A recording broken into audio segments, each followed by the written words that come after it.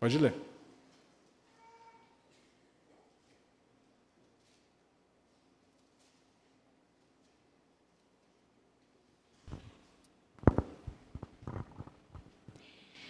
Levítico 27, 30 a 32. Também todos os dízimos da terra, tanto dos cereais do campo como dos frutos das árvores, são do Senhor. São santos ao Senhor. Se alguém quiser resgatar alguma coisa dos seus dízimos, acrescentará a isso a quinta parte. Quanto aos dízimos do gado e do rebanho, de tudo que passar debaixo do bordão do pastor, o dízimo será santo ao Senhor. Fernando.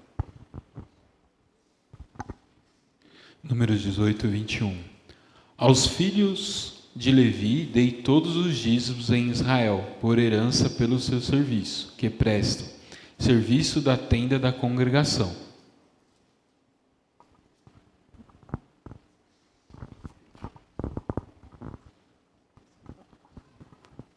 Deuteronômio 14, 28. Deuteronômio 14, 28 e 29. Ao fim de cada 3 anos, tirará todos os dízimos do fruto do terceiro ano e o recolherá na tua cidade. Então virão o levita, pois não tem parte nem herança contigo, o estrangeiro, o órfão e a viúva, que estão dentro da tua cidade, e comerão e se fartarão, para que o Senhor teu Deus te abençoe em todas as obras que as tuas mãos fizerem. Você vê que nessa passagem de Deuteronômios, né, institui o dízimo trienal aos levitas estrangeiros para sustentar os órfãos e as viúvas, demonstrando o aspecto social dessa generosidade. Mas em Levíticos, ele declara especialmente que esse 10º de tudo de colheitas pertence ao Senhor. Então, as respostas do Evandro e do Jefferson têm bastante a ver com isso.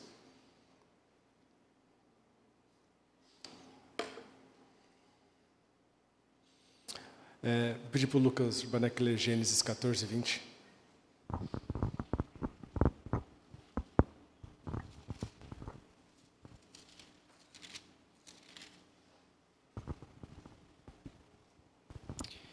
E bendito seja o Deus Altíssimo, que entregou os teus adversários nas tuas mãos, e de tudo lhe deu a Abraão o dízimo. Então, a gente vê aqui que Abraão, ele faz uma opção, né, como um movimento de gratidão. Então, ele opta por, depois de vencer os levitas, a dizimar 10%. Os fundamentos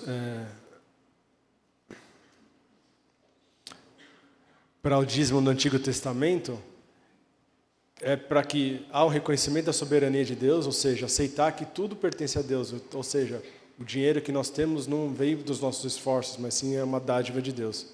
A previsão para o sacerdócio, então colaborar para que o pastor, ou os membros, aqueles que são sustentados pela igreja, que se dediquem ao serviço divino, né, dos missionários.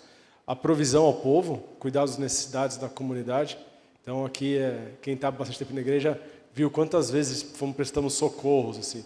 Então, desde gente que está, uma missionária que está precisando fazer uma cirurgia em um país estrangeiro, como alguém daqui da igreja que está precisando de necessidade, ou uma família que alguém da igreja conhece, então precisa de uma cesta básica. Então, a nossa igreja é bastante colaborativa nesse serviço. E uma adoração concreta, para expressar a nossa fé.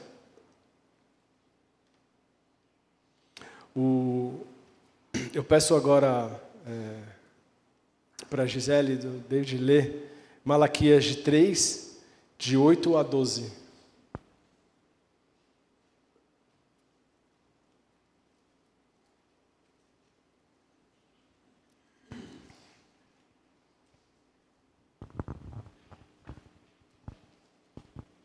Roubará o homem a Deus? Todavia vós me roubais e dizeis: em que te roubamos? Nos dízimos e nas ofertas. Com maldição sois amaldiçoados, porque a mim me roubais, vós, a nação toda. Trazei todos os dízimos à casa do tesouro, para que haja mantimento na minha casa. E provai-me nisto, diz o Senhor dos Exércitos, se eu não vos abrir as janelas do céu e não derramar sobre vós bênção sem medida. Por vossa causa, repreendei o devorador, para que não vos consuma o fruto da terra, e a vossa vide no campo não será estéril, diz o Senhor dos Exércitos. Todas as nações vos chamarão felizes, porque vós sereis uma terra deleitosa, diz o Senhor dos Exércitos. A gente vê nesse último livro da Bíblia, né, do Antigo Testamento, a importância de devolver para Deus a parte que é dele, não é nossa. E também uma prova de satisfação. Quando ele diz, pondem-me à prova, Deus desafia o povo a experimentar sua fidelidade através da obediência. E também a possibilidade, e é uma abertura dos céus a nós, uma janela dos céus, e bênçãos abundantes para aqueles que são obedientes a Deus. Convidar o Julião a ler Provérbios 3:9.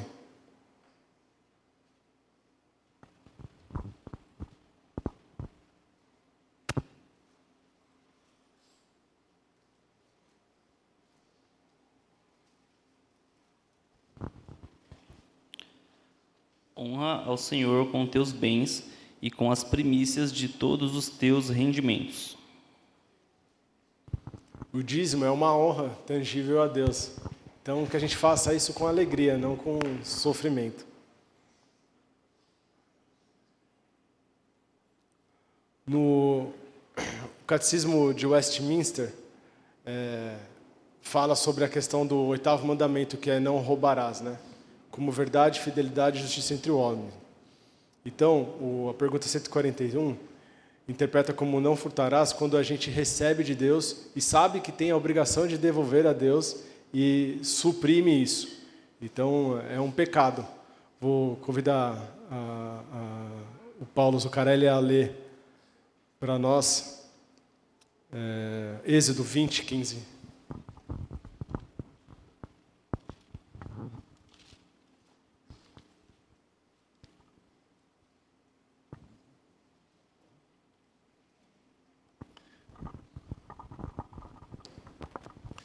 Não furtarás.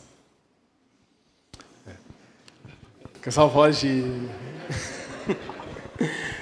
locutor. Quem estava dormindo até acordou, né? Então é bem claro isso. Então não é só a questão de roubar o que é do próximo, mas também roubar o que é de Deus. No Novo Testamento, vemos agora uma interpretação diferente, como uma gratidão a Deus. Vou pedir para o diácono Luiz Fogaça leia Mateus 23:23.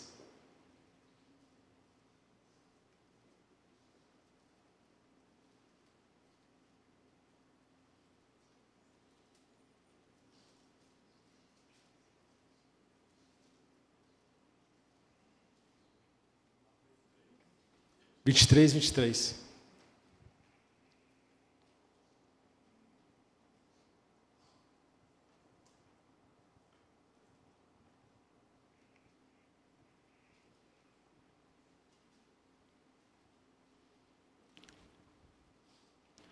Ai de vós, escribas e fariseus, hipócritas, porque dais o dízimo da hortelã.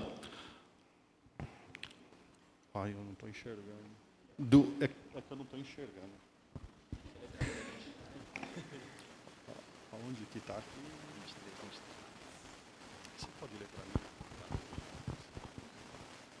Ai de vós, escribas e fariseus hipócritas, porque dais o dízimo da hortelã, do endro e do cominho e tendes negligenciado os preceitos mais importantes da lei, a justiça, a misericórdia e a fé. Devíeis, porém, fazer estas coisas sem omitir aquelas. E convidar o Cleógenes a ler Marcos 12, de 41 a 44.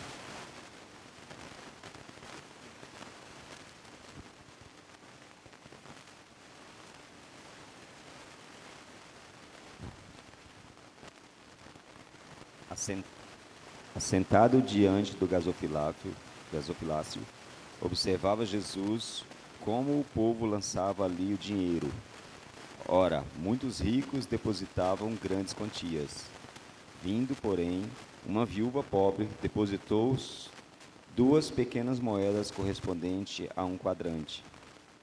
E, chamando os seus discípulos, disse: em verdade vos digo que essa viúva pobre depositou no gasofilácio mais do que o fizeram todos os ofertantes, porque todos eles ofertaram do que lhe sobrara. Ela, porém, da sua pobreza deu tudo quanto possuía, todo o seu sustento. A gente vê aí no Novo Testamento que essa perspectiva muda. Agora é esse exercício muito mais de gratidão, muito mais de que, olha, vocês fazem parte de um reino e vocês fazem a parte de quem pode colaborar para que esse reino avance. Então, a perspectiva do Novo Testamento é diferente do Antigo. O Novo Testamento é diferente do Antigo Testamento, porque o Antigo Testamento é mais uma força da lei. Então, é o que a Gisele fala, porque é uma obrigação. E às vezes é esquecido isso na igreja. Esse tema do dízimo é bastante interessante, né? Quem não é da igreja tem esse olhar que o pastor falou, olha, você dá para a igreja seu dinheiro, que absurdo, é para sustentar os luxos, né? E aí a gente vê o quanto que isso é comum. A gente liga a televisão aí num desses canais de noite que está tendo culto, e é culto, o cabelo enrolado, né? Eu vi com a Gisele uma vez querendo fazer uma oferta lá para o cabelo das mulheres, não sei o quê, um culto para prosperar, um culto, é um absurdo, assim. Também em algumas igrejas é visto como barganha com Deus. Então, dá, coloca lá na caixinha e à tarde já tem o retorno. É uma loucura, né? Esse texto que o pastor lê também, a gente fica imaginando os ricos dando, como é que sabia que os ricos davam? Ou seja, eles deviam dar de forma ostensiva, assim, olha, eu estou dando um monte de dinheiro, né? Para se autovalorizar mesmo, né? Para mostrar que ele tinha mais. Os fariseus eram bastante dessa forma, né? De querer trazer para eles a glória, assim, de trazer para eles que eles eram povo santo e por isso eles davam mais, né?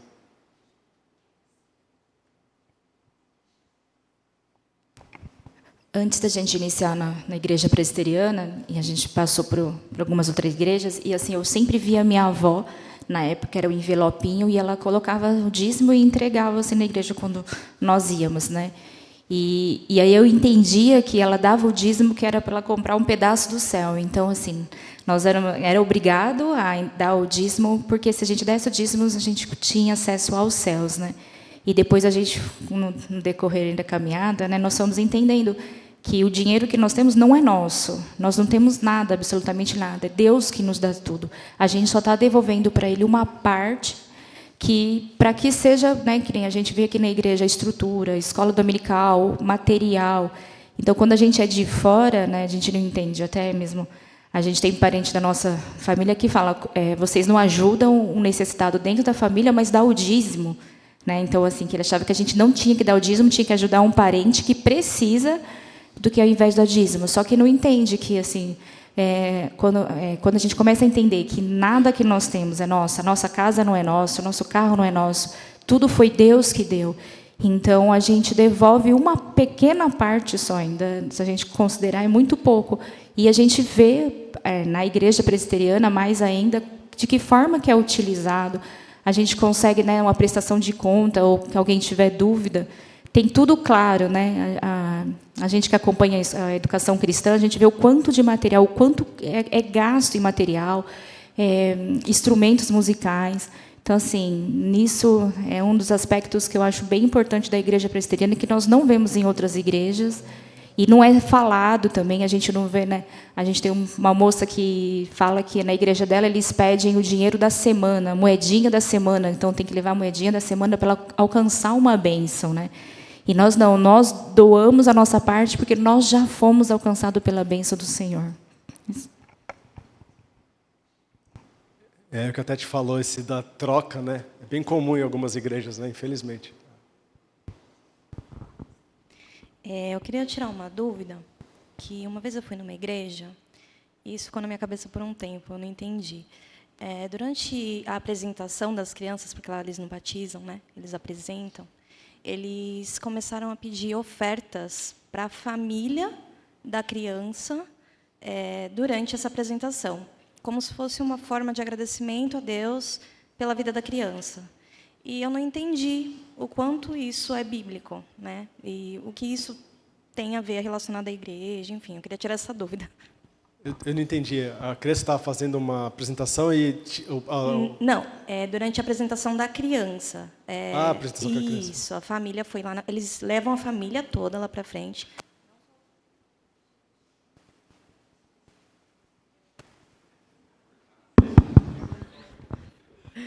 Então, não só os pais. Todo mundo que vai ali para ver a apresentação das crianças é chamada lá para frente.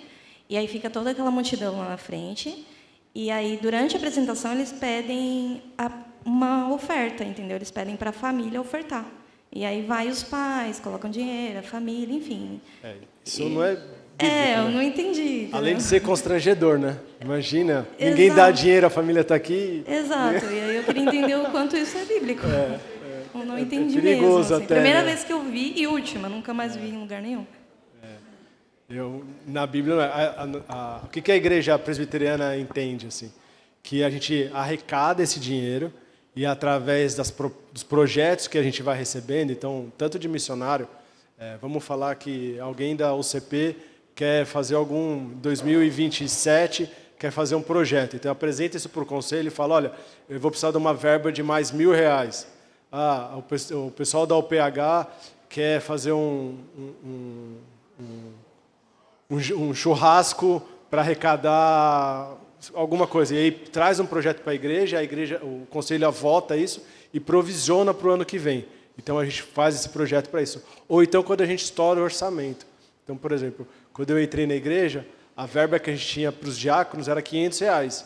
E aí eu vi que aos poucos essa verba não era suficiente. Então eu já provisionei R$2.000 na reunião do conselho para esse valor. A gente tem que ter essa sensibilidade, né? Passamos por uma pandemia 6 anos atrás, então o que era prioridade naquela época hoje não é mais, então a gente teve que ter esse ajuste. Mas eu não entendo que seja bíblico fazer esse tipo de ofertas, até porque tira da mão da igreja, entendeu? Que é quem, em tese, teria que administrar isso para que seja mais transparente. Porque é a mesma coisa, eu já ouvi falar em algumas igrejas, a pessoa fala assim, eu não vou dar dízimo nesse mês porque faltou, sei lá, copo plástico e eu fui lá e eu que comprei o copo plástico. Entendeu? Então, é quando a pessoa tira da gestão da igreja e ela quer fazer pelos braços próprios. E isso é antibíblico, né? Você está vendo que tem que dar para a igreja e é a igreja que decide para quem vai ofertar, como vai ofertar e de que forma vai ofertar. Não é algo que seja imutável. Então, qualquer um tem voz a ponto de trazer para a igreja, para o conselho e falar, olha, eu queria ter uma verba específica para alguma coisa. Eu queria comprar livros, igual da UCP, para a IBD, eu queria comprar livros diferentes agora para as crianças e traz isso para a igreja e a gente costuma não dizer não, né, das condições, mas a gente aprova esses projetos porque é para o avanço, né? Esse é um momento para a gente também tirar dúvidas aí de como é que eram as gestões nas outras igrejas, como é que era a questão dos dízimos para quem veio de outras igrejas, de outras seitas, né? Fica à vontade para falar, assim.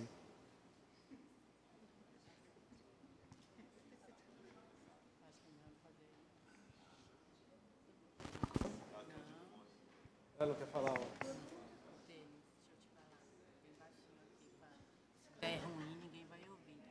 Quem não recebe salário, tipo eu, entendeu? Mas tem que dar o dízimo e outra. Realmente, o Velho Testamento fala 10%, o Novo não. Como que fica essa porcentagem? A gente vem e volta aqui. E aquela pessoa que está ali.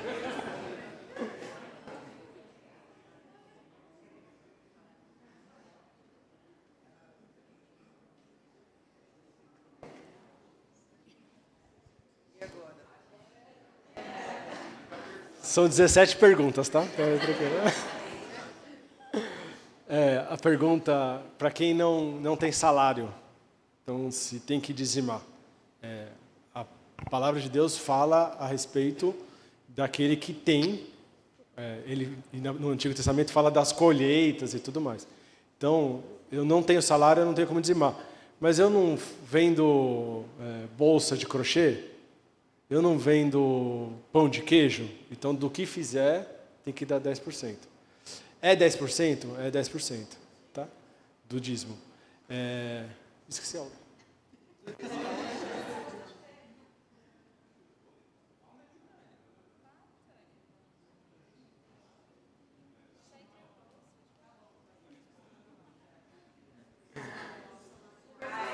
Quem tem salário alto. Então, aquele que ganha 200 mil.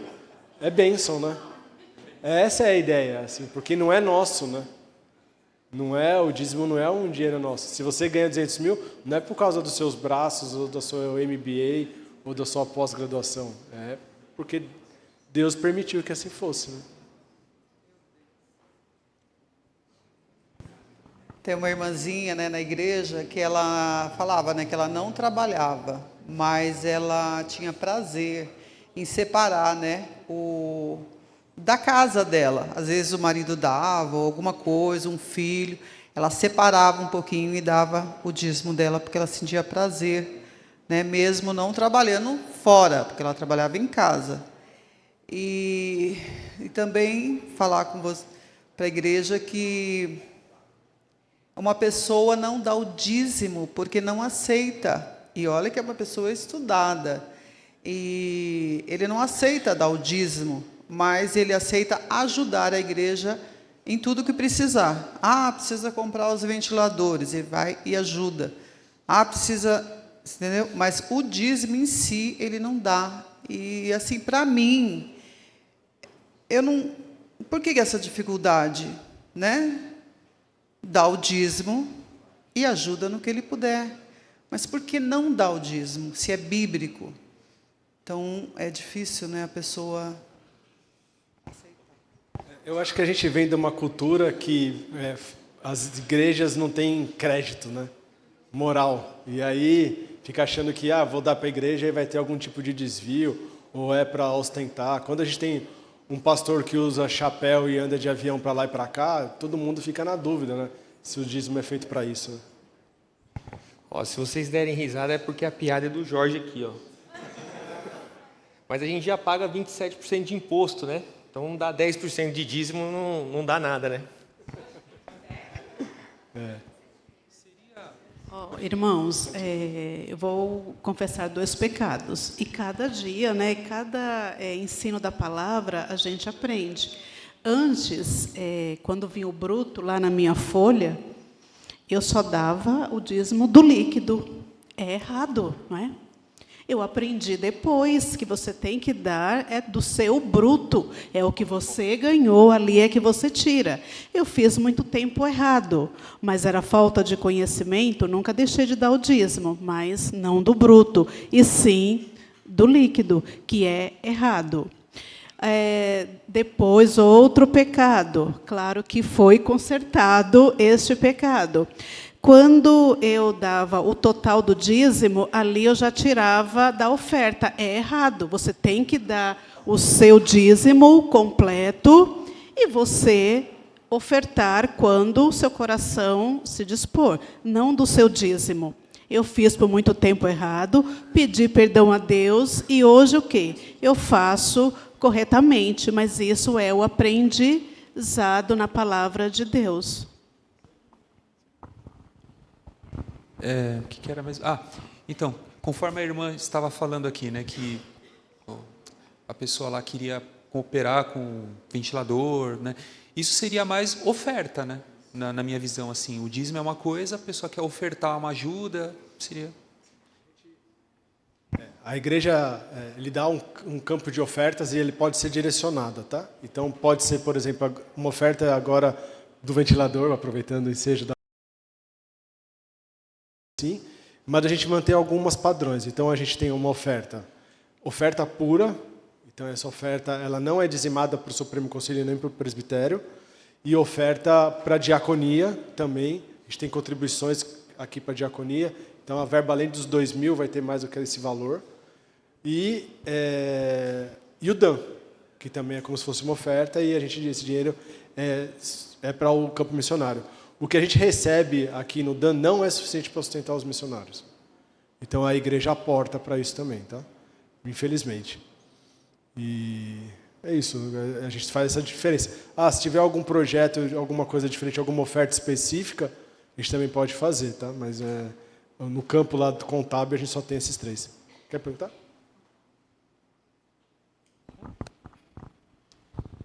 Denis, é só um fato que aconteceu. Eu queria saber como é que a igreja ela procede, como é que é visto isso.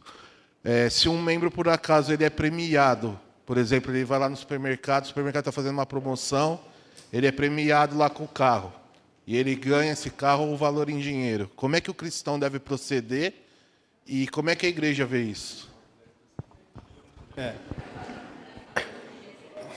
O bom, o correto, é que ele me procurasse e falasse isso. E aí, além de eu acumular a função de tesoureiro, também de presbítero. Eu vou tentar entender se isso foi um acaso ou se isso foi algo que ele faz com bastante frequência, né? Não só lá, mas também então, essa é a ideia. Eu digo um jogo de azar, assim, que nem ia se apostar na Mega Sena, mas eu digo, ele foi lá, fez a compra, preencheu lá o cupomzinho e foi sorteado. É que o jogo é uma questão sensível, né? A pessoa que gosta de jogar um buraco, às vezes é um viciado em lotérica. Então, talvez ele foi no mercado só essa vez e foi excepcional, ou será que ele só vai nesse mercado porque tem isso, entendeu? Tá. Então, tem que pensar dessa forma. Sim, mas qual é o motivo, né? O Gustavo quer perguntar.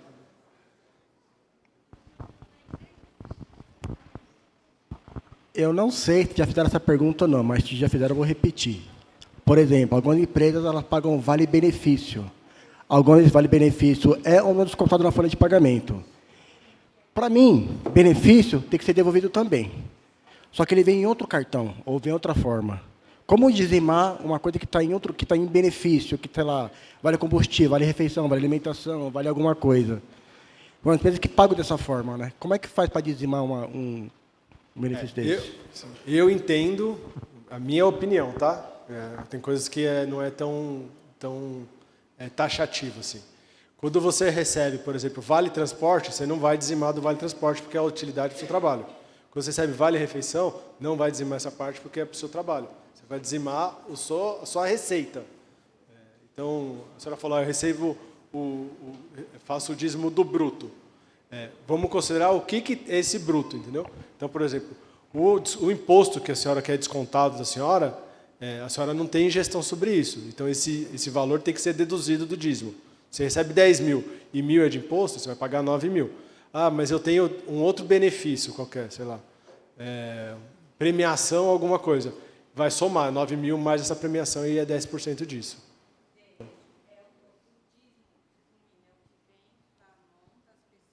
Mensalmente do salário.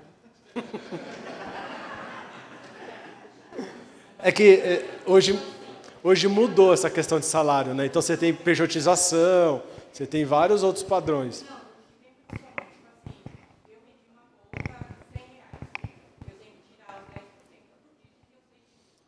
Aí você me complica mais ainda. Quanto você custou a bolsa? Entendeu? Isso é a receita, é sobre a receita. Então você tem R$100, a bolsa custou 50, o seu lucro foi 50, a sua receita foi 50. É 10% sobre a receita.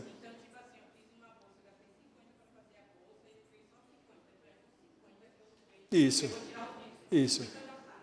Então tá bom. Aproveitando lá que ele falou do Vale Transporte, lá a igreja Nova Jerusalém, né, que eu participava, na época, Lucas me ajuda aí, eles eram inscritos, eu não sei como que é, a igreja com CNPJ, no banco, foi sorteado, ganhou um carro. Lembra, Lucas? A gente dá o dízimo. Só para... Deixa eu consertar as coisas, senão minha mãe vai... Igual o Denis falou, né? Assim, a gente pegou uma parte do empréstimo lá do Supremo lá para a gente fazer a obra da Bereia, e aí o Denis investiu uma parte porque a gente só ia usando aos poucos, né? E aí, quando você geralmente faz esse tipo de empréstimo, aplicação no banco, concorre lá as coisas lá, né? E a igreja ganhou. O gerente ficou ligando para o pastor da igreja e o pastor não queria atender o gerente. Aí falou, tesoureiro, atende o gerente. Aí o gerente falou, pô, vocês não querem falar comigo? Eu tenho uma notícia boa para vocês. Não, o que é? Às vezes o cara quer ficar vendendo taxa. Não, é outro. É outro Denis. Aí o gerente falou assim, não, vocês ganharam um carro. Mas como assim ganhamos um carro? Vocês tinham dinheiro aplicado aqui, teve um sorteio e vocês ganharam um carro. O carro está aqui, vocês têm que vir buscar o carro. Aí o gerente falou assim, não, se vocês não quiserem o carro, já tem gente que quer comprar o carro, vocês já pegam o dinheiro. Aí eles falaram, não, então tá bom, pega o dinheiro. Aí pegaram o dinheiro, e aí onde foi que fez a reforma lá na Nova Jerusalém. Então quando vocês forem na Nova Jerusalém, tem uma vidraça de vidro assim, a igreja ampliou, com esse dinheiro desse carro aí. Irmãos, o presbítero Arsênio cochichou no meu ouvido, eu vou fazer igual o Denis fez com a Tânia, né? É verdade. O Arsênio falou assim, olha como que muito da nossa preocupação é o que eu tenho que dar, o que eu não tenho que dar. Volto lá no começo. Por que você está dando alguma coisa na igreja? Se a sua motivação é, eu quero saber o que é minha obrigação e eu não vou fazer nenhum real além da minha obrigação, sonde seu coração. Sua obediência à lei, seu cumprimento da lei, a Bíblia chama de trapo de imundícia. O seu cumprimento da lei, ele não vale nada. Então, Deus está julgando a motivação do seu coração. Deus, inúmeras vezes, vai falar na Escritura, dizendo assim, exorta os ricos do presente século para não amarem suas riquezas. Mas a gente está na fase que a gente precisa também exortar os pobres do presente século para não amarem sua pobreza. Porque a gente quer degladiar por cada centavo do nosso dinheiro. E como eu te disse lá no começo, como você gasta seu dinheiro? Você consegue olhar com clareza para a fatura do seu cartão e dizer que cada crédito que você passou, cada débito, é para a glória do Senhor? Meu irmão, faz esse exercício na sua casa, se você tiver coragem. Põe a tua fatura lá e diga assim, vamos olhar isso aqui para a glória do Senhor, entende? E tem questões até mais difíceis do que os irmãos estão pondo. Eu vou fazer uma pergunta agora. Se alguém não tem tanto dinheiro, e tirar o dízimo significa não pagar o aluguel, ou não pagar a conta de luz, ou não ter dinheiro para fazer a compra do mês, se o dinheiro for escasso a ponto do dízimo não suprir o sustento real, essa pessoa deveria dar o dízimo? O que vocês acham? Vocês acham que aquela pessoa não deveria dar o dízimo? Não deveria. Deixa eu falar para vocês o que eu acho. Sabe o que eu acho? Eu acho que o corpo de Cristo tem a capacidade e o amor de ajudar essa pessoa com muito mais do que 10%. Se há alguém na igreja passando por essa situação, eu te diria, meu irmão, dizime ao Senhor os 10%. Procure a junta diaconal que é responsável por zelar pelo sustento da igreja, pela vida dos irmãos. E eu tenho certeza que você vai ser ajudado com muito mais do que 10%. A gente vai te ajudar a reestruturar as suas finanças. Irmãos, já teve casos no conselho, e agora fica todo mundo procurando, quem será que foi? Está nem na igreja mais. Teve casos no conselho, do conselho chamar um irmão para a conversa, depois de recorrentes pedidos de ajuda, e falar, meu irmão, você precisa de uma reestrutura. O conselho delegou o presbítero Jorge, eu nem sei se essa conversa chegou a acontecer na época, o conselho delegou o presbítero Jorge Clemente para sentar com aquele irmão e ensinar o irmão a administrar as finanças. Seu problema é o quê? O seu emprego não supre a sua família? Meu irmão, nós somos irmão. Eu não quero que você viva na miséria, eu quero que você tenha um emprego que supra a sua família. Como nós podemos te ajudar a isso? Como a gente pode procurar entre nós alguém que te ajude a arrumar um novo emprego? Entende como que para a gente é muito fácil tirar o dízimo? E eu não estou fazendo isso como pastor que está pleiteando. Eu sou dizimista, irmãos. Eu recebo uma ficha anual lá com cada real que eu dizimei no presbitério. Eu sou dizimista. E eu dizimo sobre o meu bruto. Porque o meu aluguel é em nome da igreja. O meu plano de saúde é em nome da igreja. Eu tenho uma ajuda de custo para alimentação e para gasolina, para automóvel, que são em nome da igreja. E eu faço questão de dizimar o bruto, porque isso é para a glória do Senhor. E eu sei que se eu precisar, Deus vai me dar muito mais do que isso. E o Senhor já fez. Deixa eu te lembrar que na fidelidade a Deus, por 40 anos o povo andou no deserto e as suas sandálias não se desgastaram. Se Deus precisar fazer com que seus filhos passem 10 anos sem adoecer, porque você não tem condição de pagar um plano de saúde, o Senhor vai fazer. A gente não pode subestimar o Senhor. A gente quer ter autonomia. A gente quer ter condições. A gente viu, irmão. A gente olha para o dinheiro e a gente acha que dinheiro é poder. E se o dinheiro estiver na minha mão, então eu vou ter segurança, então eu vou ter condições de resolver um problema. Você está dependendo da sua força e pondo a sua esperança no seu dinheiro. Sabe o que vai acontecer? O Senhor vai te empobrecer, para a glória dEle. Porque o dia que você não tiver nada, você vai ajoelhar e você vai dizer assim: Pai nosso que está nos céus, o pão nosso de cada dia dá-nos hoje. Meu irmão, a provisão é um dia após o outro. É um dia após o outro. Faça previdência privada, tenha suas economias, faça suas aplicações com a motivação no Senhor. Com a motivação no Senhor. Então eu acho que esse olhar a gente tem que ter. Sabe, até o que a Carol falou, né, da criança que recebia ofertas. Irmão, quantas vezes isso já não aconteceu aqui na nossa igreja? Nas fraldas. Entende? Eu fui muito beneficiado por isso. Glória a Deus. Estou trocando as fraldas da Sofia lá e eu mal comprei pacotes de fraldas até aqui por causa do amor generoso da igreja. Deixa eu te lembrar uma coisa. Na Escritura, generosidade é um dom espiritual. A Bíblia chama a generosidade de dom de Deus, aquele que dá com liberalidade. Então, é um julgar das motivações e não somente das necessidades. Às vezes a gente chama de necessidade algo que é uma expectativa e um anseio do nosso coração. Não é uma necessidade, é um desejo. Mas, quando põe a mão nesse escorpião do nosso bolso, a conversa muda. Estou falando isso porque eu quero um salário maior? Não quero um salário maior, irmãos. Eu sou assalariado. Está meu salário lá na prestação de contas hoje. Hoje é o dia de lavar a alma, né? Ninguém pode falar que eu estou roubando da igreja. Te dou meu imposto de renda lá para você ver se bate as entradas e as saídas. Irmão, o negócio é a nossa vida com Deus. O dízimo tem que ser, no final das contas, amor ao Senhor. Adoração a Deus. Olha o texto que o presbítero Denis leu. Dízimos e ofertas eram parte da adoração. Por que a gente tem momento de dízimos e ofertas durante o culto? Porque é parte da nossa adoração ao Senhor. Som das suas motivações.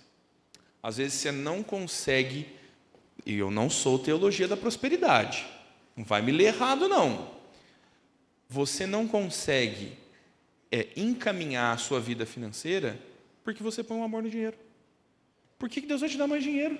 Você amar mais o seu dinheiro e comprar mais na Shopee e trocar de carro porque o seu carro não tem aquecimento nos bancos? Pastor, mas você não sabe como as minhas coxas sofrem no frio. Uai, meu irmão, a turma vinha para a igreja de carroça há pouco tempo atrás. A gente vai criando necessidades do nosso coração, administrando mal o nosso dinheiro, sendo gananciosos. Por isso que Malaquias está dizendo, vocês me roubam. E os sacerdotes dizem, onde te roubamos? Que absurdo, o Senhor diz, nos dízimos e nas ofertas. O catecismo vai chamar isso de roubo. Som do seu coração, meu irmão. Não é a mim que você vai prestar contas como pastor da igreja. Não é ao tesoureiro que você vai prestar contas. Você vai prestar contas ao Senhor, seu Deus e seu provedor. O que você tem a dizer ao Senhor sobre aquilo que Ele confiou nas suas mãos? Você é um mordomo de Deus ou você é um usurpador de Deus?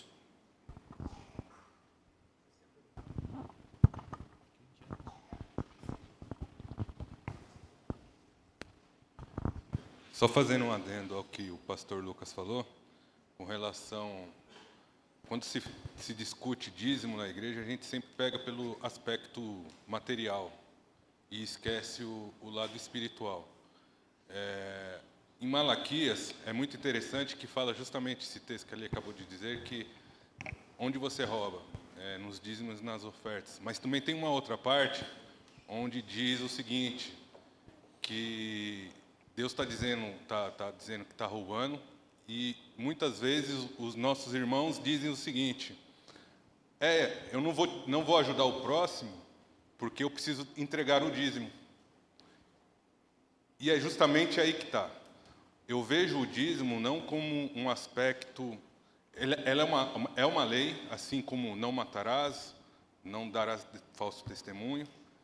E a lei, ela é para evidenciar o nosso coração, o pecado no nosso coração.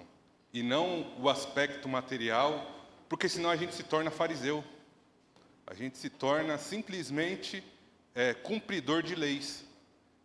E, na verdade, qual é a motivação do seu coração?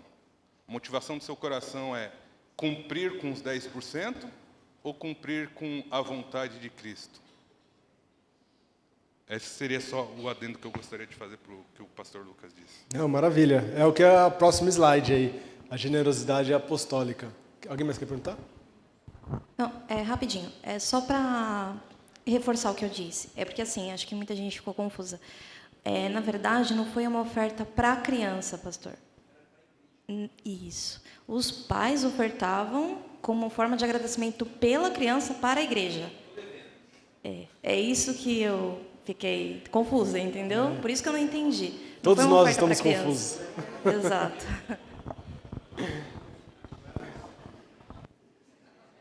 Eu vou pedir para o Wagner ler Mateus 6, 19 e 21.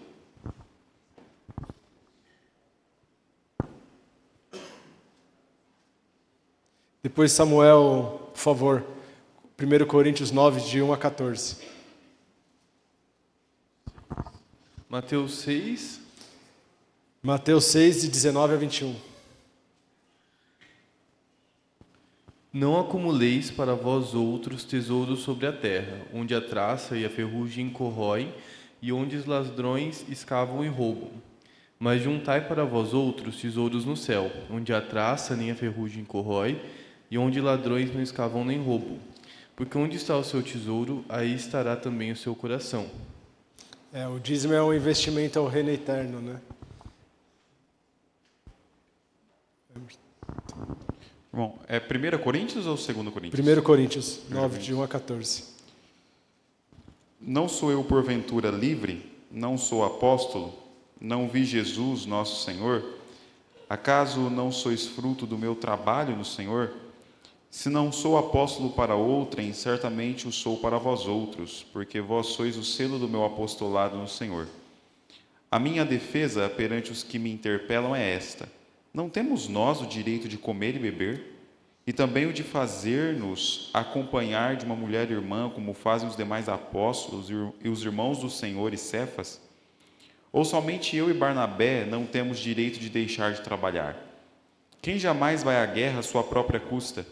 Quem planta a vinha e não come do seu fruto? Ou quem apacenta um rebanho e não se alimenta do leite do rebanho? Porventura, falo isto como homem, ou não o diz também a lei? Porque na lei de Moisés está escrito: não atarás a boca ao boi quando pisa o trigo. Acaso é com bois que Deus se preocupa? Ou é seguramente por nós que lhe o diz? Certo que é por nós que está escrito: pois o que lavra, cumpre fazê-lo com esperança. O que pisa o trigo, faça-o na esperança de receber a parte que lhe é devida. Se nós vos semeamos as coisas espirituais, será muito recolhermos de vós bens materiais? Se outros participam desse direito sobre vós, não o temos nós em maior medida?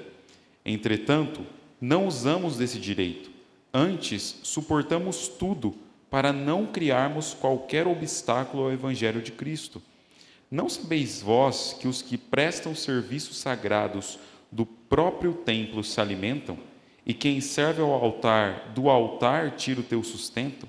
Assim ordenou também o Senhor aos que pregam o Evangelho, que vivam do Evangelho. Você vê, né, Paulo falando da provisão que vem da igreja, né, com os dízimos. Na apresentação orçamentária, ano passado, até coloquei as fotos dos missionários, assim, para a gente ter a compreensão de que nós fazemos isso para os missionários, para as famílias dos missionários, para os pastores, para a família dos pastores, para o seminarista, para a família do seminarista. Então, como a nossa igreja seria insensível em não pensar nesse momento no pastor com 2 crianças pequenas, o reverendo Rodrigo também com 2 crianças pequenas, os missionários, né? A gente recebe aqui o Fábio e a Elisa com o bebezinho agora de 3 meses. Como é que a gente vai fechar os olhos para não provisionar para aqueles que se dedicaram à obra do Senhor, né? Então, Paulo faz esse alerta, né, nesse texto de Coríntios. Eu vou pedir para o Rui ler, por favor, 2 Coríntios 8, de 1 a 15.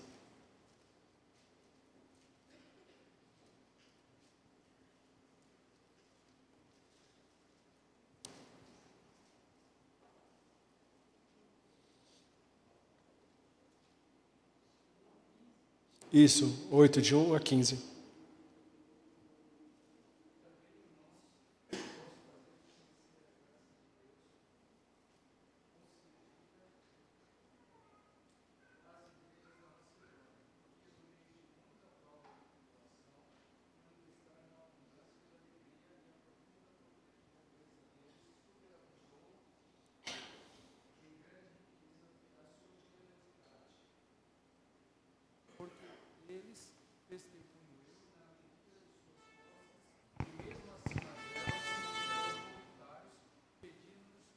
Muitos rogos a graça de participarem da assistência aos santos.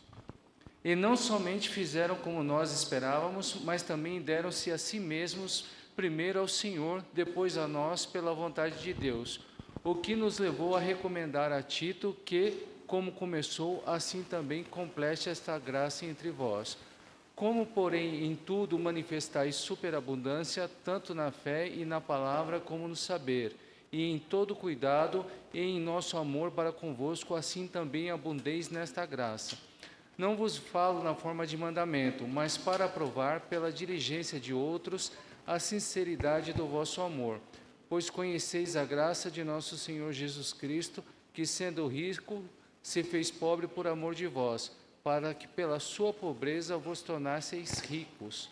E nisto dou minha opinião, pois a vós outros que desde o ano passado principiastes não só a prática, mas também o querer, convém isto. Completai agora a obra começada, para que assim como revelastes prontidão no querer, assim a leveis a termos segundo as vossas posses. Porque se há boa vontade, será aceita conforme que o homem tem, e não segundo o que ele não tem. Porque não é para que os outros tenham alívio e vós sobrecarga, mas para que haja igualdade, suprindo a vossa abundância no presente a falta daqueles, de modo que a abundância daqueles venha a suprir a vossa falta e assim haja igualdade. Como está escrito, o que muito colheu não teve demais, e o que pouco não teve falta. Fica bem clara a questão da generosidade aí, né? E que tem que ser proporcional. Quer dizer, nunca vai ser proporcional ao que Deus nos dá, né? Porque tudo que a gente faz ainda é pouco. Mas demonstra o que Paulo falando a respeito da generosidade diante do que Deus lhe deu. E pedir para a Bria do Samuel, por favor, ler Tiago 5, de 1 a 4.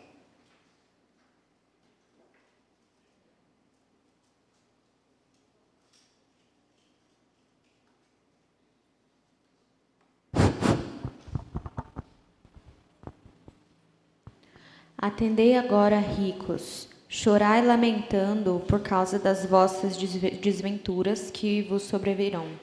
As vossas riquezas estão corruptas e as vossas roupagens comidas de traça. E o vosso ouro e a vossa prata foram gastos de ferrugens, e a sua ferrugem há de ser por testemunho contra vós mesmos, e há de devorar como fogo as vossas carnes. Tesouros acumulastes nos últimos dias. Eis que o salário dos trabalhadores que ceifaram os vossos campos e que por vós foi retido com fraude está clamando, e os clamores dos ceifeiros penetraram até aos ouvidos do Senhor dos Exércitos. Até o 4 só? Sim.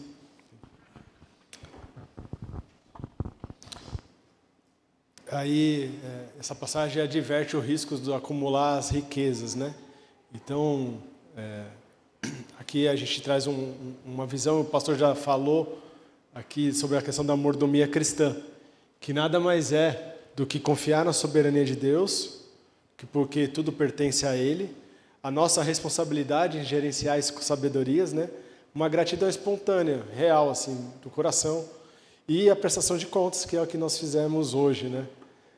A mordomia cristã é um dever de todos os cristãos de cuidar e multiplicar os dons que Deus lhe deu. Quando a gente fala de dízimo, logicamente estamos falando de dinheiro, mas não é só isso, né?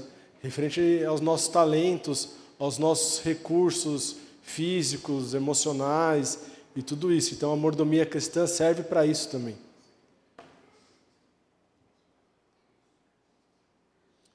E aí a grande pergunta, né? Ter dinheiro para quê? A gente vê uma sociedade doente, que o dinheiro é a fonte de todas as motivações. Então, para o cristão, o dinheiro é para adorar o Criador, o sustentar o ministério, cuidar da comunidade e investir no eterno.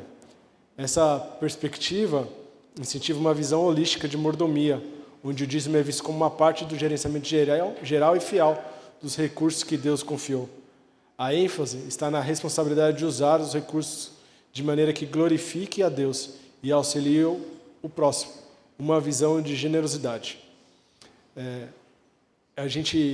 Na minha casa, a gente tem falado sobre isso. A gente usou o exemplo aqui que a gente entende que nada é nosso. E aí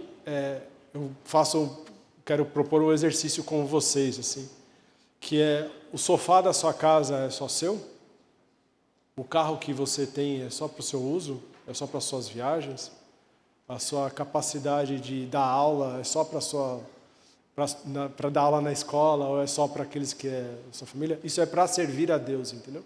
Então, aquela bicama que você tem que nunca ninguém usa, é para servir a Deus. É para servir um missionário que está aqui, é para servir um irmão que está precisando, às vezes. Vai vir alguém de Minas Gerais, porque precisa fazer vestibular em São Paulo, então é a possibilidade de a gente colaborar. Eu vou até um pouco além, assim. Você tem usado tudo que Deus te deu de forma para glorificar a Deus? Então, vamos falar sobre os esquenta-panela, que o junta-panela que a gente tem na igreja? Você traz o melhor mesmo ou você prefere comprar um frango assado, assim? Você tem se dedicado a ponto de falar assim: eu vou oferecer para os meus irmãos da igreja, vou dar oportunidade, talvez, para alguém comer aquela lasanha maravilhosa que eu faço e que nunca ninguém comeu na igreja? Então, o quanto que a gente cede, como a gente é mordomo do que Deus nos deu.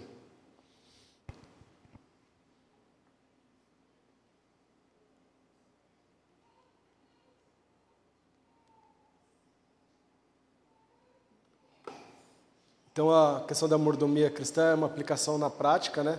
Então, para a gente avaliar os nossos recursos financeiros, físicos e materiais, estabelecer uma prioridade no reino, mas fazer isso com alegria, com amor, sabendo que nós estamos servindo, investindo no eterno, não apenas no temporal. No livro Cristianismo Puro e Simples, C.S. Lewis usa a passagem sobre o jovem rico que fica perguntando para Jesus: eu faço isso, mas eu já vou para o céu. E Jesus fala para ele assim: não, você largue tudo e me siga, né? O C.S. Lewis usa essa passagem como se revestir de Cristo, que largou o seu reino, abandonou tudo que tinha para ser criado pela criatura, né? Nascer numa barriga de alguém que ele criou, vir nessa condição de submissão em amor ao Pai, que nós fortalecemos isso, vivemos para isso, assim, sabendo que é para Ele, é para Ele. Jesus não virou para o jovem rico e falou assim: me dá 10% de dízimo. Ele falou assim: não, me dá tudo, me segue, dê tudo aos pobres e me siga.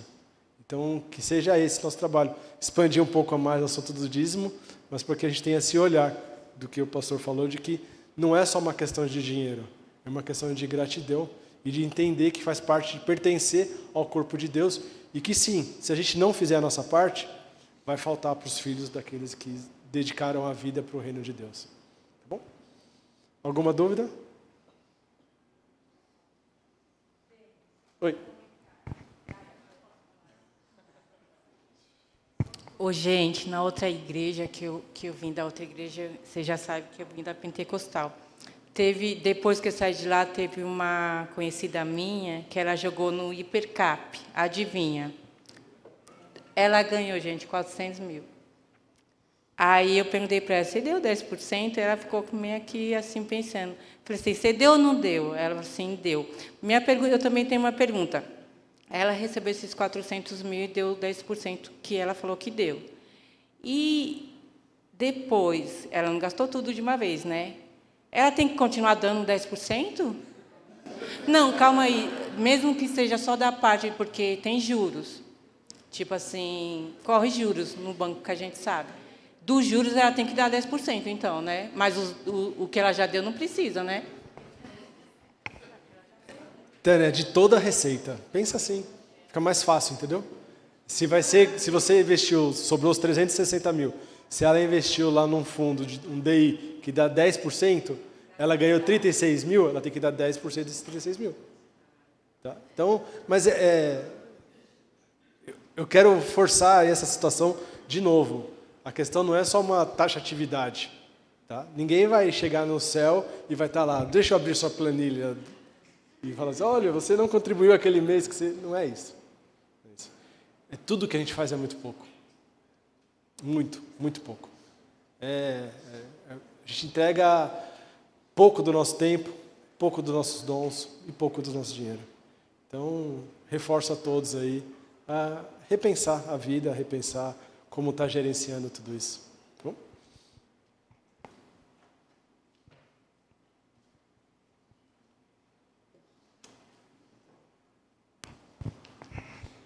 Então, meu irmão, se você ganhar na Mega da Virada,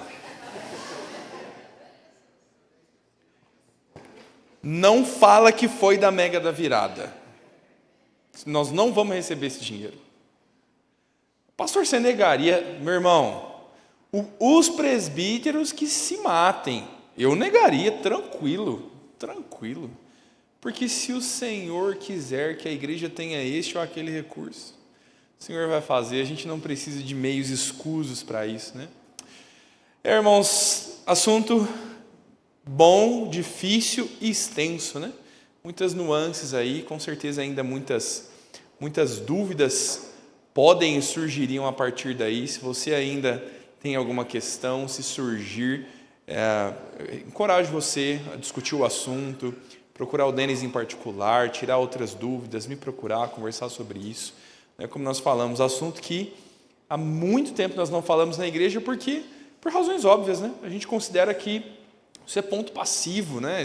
Todo mundo sabe como funciona, mas às vezes a gente precisa rever nossos fundamentos, saber por que fazemos o que fazemos, né? E ter uma solidez nas nossas atividades. Meus irmãos, nós estamos caminhando para o final da nossa EBD, mas antes eu queria ter